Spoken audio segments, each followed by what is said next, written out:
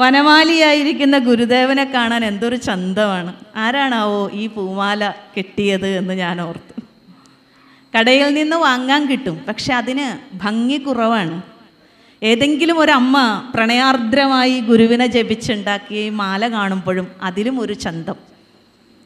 അങ്ങനെ ഓരോന്നിനും ഒന്നിനൊന്ന് ചന്തമായിരിക്കുന്ന ഈ ഗുരുജ്ഞാനസരണി.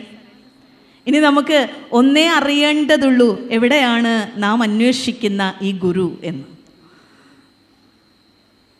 ആരായുകിൽ അന്ധത്വമൊഴിച്ച് ആദിമഹസ്സിൻ നേരാം വഴി കാട്ടും ഗുരുവല്ലോ പരദൈവം. നമ്മൾ പാടാറുണ്ട്. ഇപ്പോഴാണ് നമുക്കതിൻ്റെ പേരറിയുന്നത്, ഗുരുസ്തവം എന്നാണെന്ന്. 10 കൊല്ലം മുമ്പ് ഏത് പ്രാർത്ഥനയാണ് ചൊല്ലുന്നത് എന്ന് ചോദിച്ചാൽ നാരായണമൂർത്തിയാണ് എന്ന് പറയും. പിന്നെ ഏത് ചൊല്ലും?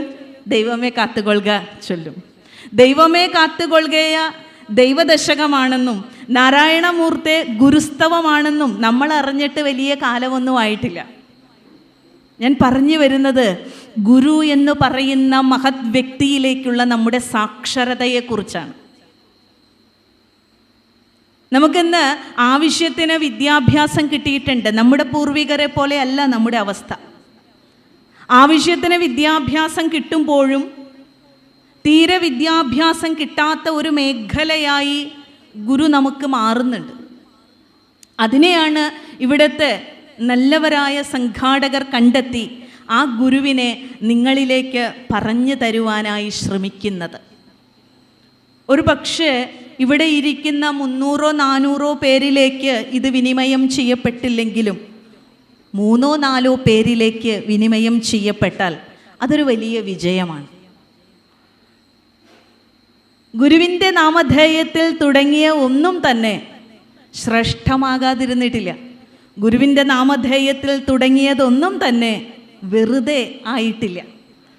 അത്രയും ഉഴുതുമറിച്ചിട്ട ഒരു മണ്ണിൻ്റെ സംസ്കാരം, അത്രയും ഉഴുതുമറിച്ചിട്ട ഒരു അധ്യാത്മ സംസ്കാരം ഗുരു നമുക്ക് പരോക്ഷമായി തന്നിട്ടുണ്ട്. ആ ഗുരുവിനെ അറിയുന്നതിലൂടെ പുതിയ ഒരു മാനവികതയെ, പുതിയ ഒരു മാനവരാശിയെ നമ്മൾ പരിചയപ്പെടുകയാണ്.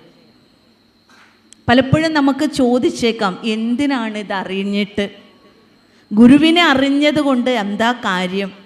വൈകുന്നേരം ഇത്രയും സമയം ഇങ്ങോട്ട് വന്നതുകൊണ്ട് എന്താണ് കാര്യം?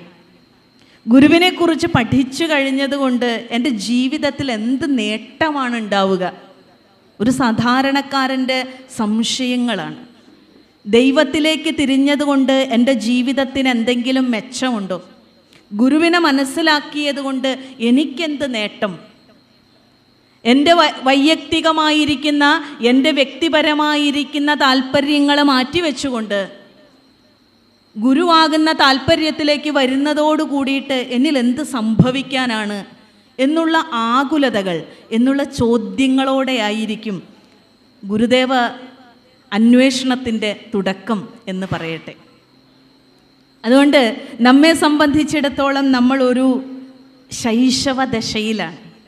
ഒരുപാട് കാലമായിട്ടും നമ്മൾ ഗുരുവിൻ്റെ നാമധേയത്തിൽ ഒന്നിക്കുന്നുണ്ട് എങ്കിലും ഗുരുവിലേക്കുള്ള ആഴത്തിലുള്ള ഒരു പഠനം, അല്ലെങ്കിൽ ശ്രീനാരായണ ഗുരുവിലേക്കുള്ള ആഴത്തിലുള്ള ഒരു അന്വേഷണം, ഗുരുവിൻ്റെ ചിന്താധാരകളെ, ഗുരുവിൻ്റെ ദർശനത്തെ എത്രമാത്രം പരിചയപ്പെടാം, അങ്ങനെയുള്ള ഒരു അന്വേഷണത്തിൻ്റെ ഭാഗത്തിലാണ് നമ്മളിരിക്കുന്നത്. പ്രാർത്ഥനയിൽ നിന്ന് തുടങ്ങി സത്സംഗത്തിൻ്റെ വിചാരധാര എത്ര കണ്ട് നമ്മളെ ഔന്നത്യമാക്കുന്നു എന്ന് അതിലൂടെ നമുക്കറിയാൻ കഴിയും. അതിൻ്റെ ഉത്തരം 5-ാമത്തെ ദിവസം നിങ്ങൾ ഇവിടുന്ന് തിരിച്ചു പോകുമ്പോൾ നിങ്ങളുടെ ഉള്ളിൽ അവശേഷിക്കുന്ന ഒരു പിടി അറിവിൻ്റെ പൊതിയായിരിക്കും. അത് നമുക്ക് കാത്തിരുന്ന് കാണാവുന്നതാണ്. 5 ദിവസങ്ങൾക്ക് ശേഷം നിങ്ങളുടെ അന്തരംഗത്തിൽ പൂവിടുന്ന, അന്തരംഗത്തിൽ പൂക്കുന്ന ഒരു വസന്തമുണ്ട്. ആ വസന്തം ഗുരു സൃഷ്ടിക്കുന്ന വസന്തമാണ്. എവിടെയൊക്കെയാണോ, ആരൊക്കെയാണോ ഈ ഗുരുവിൻ്റെ പാതയിലേക്ക് കടന്നു വരുന്നത്, അവരെയൊക്കെ കൈപിടിച്ചുയർത്തുന്ന ഒരു പ്രത്യേക വൈഭവം ഗുരുവിനുണ്ട്. അതുകൊണ്ട് തന്നെയാണ് ഇന്ന് ലോകം മുഴുവൻ ഈ മഹാനുഭാവനിലേക്ക് കണ്ണും നട്ടിരിക്കുന്നത്. അതുകൊണ്ട് തന്നെയാണ് ആശാൻ പാടിയത്, ആഹാ ബഹുലക്ഷം ജനം അങ്ങേ തിരുനാമ വ്യാഹാര ബലത്താൽ വിജയിപ്പു ഗുരുമൂർത്തേ എന്ന്. ഒന്നോ രണ്ടോ ആളുകളല്ല ഗുരുവേ നിന്നെ ഓർത്ത് ജീവിത വിജയം കൈവരിക്കുന്നത്, ബഹുലക്ഷം ആളുകൾ. എവിടെയൊക്കെ ഈ ശ്രീനാരായണ ഗാഥ പാടുന്നുണ്ടോ അവനെയൊക്കെ ആനന്ദത്തിൻ്റെ, സമാധാനത്തിൻ്റെ, പ്രശാന്തിയുടെ തീരത്തിലേക്ക് കൊണ്ടുപോകുന്ന കനിവ്, ആ ഒരു നിറവ്, ആ ഒരു കൃപ ഗുരു കാണിച്ചു തരുന്നു എന്നുള്ളതാണ്. നമ്മൾ ഗുരുവിനെ മനസ്സിലാക്കുമ്പോൾ നമ്മൾ പോലും അറിയാതെ നമ്മളിൽ രൂപപ്പെടുന്ന ഒരു രൂപാന്തരീകരണമുണ്ട്. ഞാൻ എപ്പോഴും അത് പറയാറുള്ളതാണ്. ഗുരുവിനെ അറിയുമ്പോൾ സംഭവിക്കുന്നത് നമ്മളിൽ തന്നെ ഉണ്ടാകുന്ന ചില മാറ്റങ്ങളാണ്. ഒരു മാറ്റവുമില്ലാതിരുന്ന നമ്മളെ ഒരുപാട് മാറ്റങ്ങളുടെ മേഖലയിലേക്ക് ഗുരു കൊണ്ടുപോകും. അവിടെയാണ് ഒരു ചെളിക്കുണ്ടിലാണ് നമ്മൾ ജനിക്കുന്നതെങ്കിലും ഗുരു നമ്മളെ ഒരു താമരപ്പൂവാക്കി മാറ്റും എന്ന് പറയുന്നത്. താമര ജനിക്കുന്നത് അത്രയും വിശുദ്ധമായ ഇടത്തൊന്നുമല്ല. പക്ഷേ നമ്മുടെ ചിന്താധാര, നമ്മുടെ കർമ്മം, നമ്മുടെ അന്വേഷണം നമ്മളെ തന്നെ ഒരു സൗരഭ്യമുള്ള 1000 ഇതളുകളുള്ള ഒരു താമരപ്പൂവിൻ്റെ ഒരു നിർമ്മല കാന്തിയിലേക്ക് കൊണ്ടുപോകുമെന്നുള്ളതാണ്. അതാണ് ഗുരു നമ്മോട് കാണിക്കുന്ന കാരുണ്യം. അവിടെയാണ് നമ്മൾ പരിവർത്തനപ്പെടുന്നുണ്ട് എന്നറിയുന്നത്. അവിടെയാണ് നമ്മൾ രൂപാന്തരീകരണത്തിന് വിധേയമാകുന്നുണ്ട് എന്ന് പറയുന്നത്.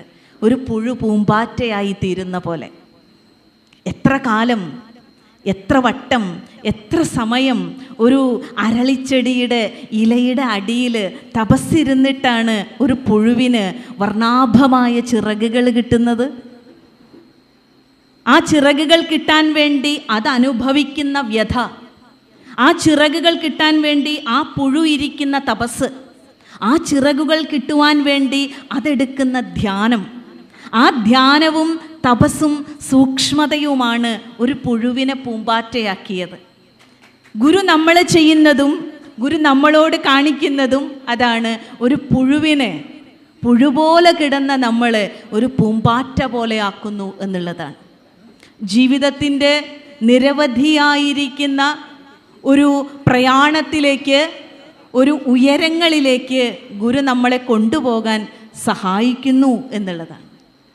അങ്ങനെ നോക്കുമ്പോൾ ഈ ഗുരുവിജ്ഞാന സരണി എല്ലാ അർത്ഥത്തിലും നിങ്ങൾക്ക് പ്രയോജനപ്രദമാകാൻ ഏത് വിധത്തിലും ഒരു സംശയവുമില്ലാതെ ആരാണോ ഗുരുവിലേക്ക് ആ ഒരു ശ്രദ്ധയെ കൊടുക്കുന്നത് അവർക്കൊക്കെ തന്നെയും ആ ഒരു ഗുരുവിൻ്റെ നിർമ്മലാനന്ദം, ഗുരുവിൻ്റെ ആത്മാനന്ദം പകർന്നു കിട്ടും എന്നുള്ള കാര്യത്തിൽ ഒരു സംശയമില്ല. കാരണം ഗുരുവിൻ്റെ സ്വഭാവം, ഗുരുവിൻ്റെ സ്വരൂപം തന്നെ അതാണ്.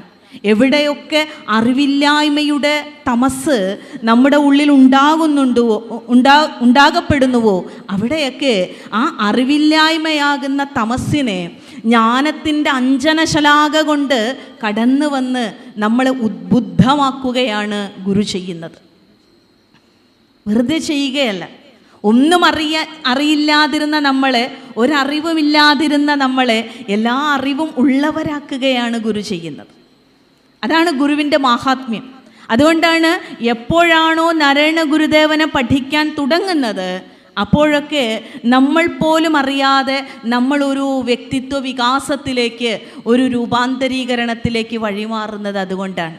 നമ്മൾ പോലും അറിയില്ല നമ്മുടെ കൊച്ചു കൊച്ചു സ്വഭാവങ്ങളിൽ വരുന്ന മാറ്റം, നമ്മുടെ കാഴ്ചപ്പാടുകളിൽ വരുന്ന മാറ്റം, നമ്മുടെ ചിന്താഗതികളിൽ വരുന്ന മാറ്റം, നാം ഉപയോഗിക്കുന്ന വാക്കുകളിൽ വരുന്ന മാറ്റം, നമ്മുടെ പ്രവൃത്തിയിൽ വരുന്ന സൗന്ദര്യം, നമ്മുടെ വിചാരത്തിൻ്റെ ആഴം, ഇതൊക്കെ ഗുരുവിലേക്ക് സമീപിക്കും തോറും നമുക്ക് സംഭവിക്കുന്ന അത്ഭുതങ്ങളാണ്. ഈ അത്ഭുതത്തിലേക്കാണ് ഒരു ഗുരുഭക്തനെ ഗുരു വിളിക്കുന്നത്. അതിലൊരു വിധത്തിലുള്ള വിഭാഗീയതയുടെ ഭാഷയുണ്ടായിരുന്നില്ല.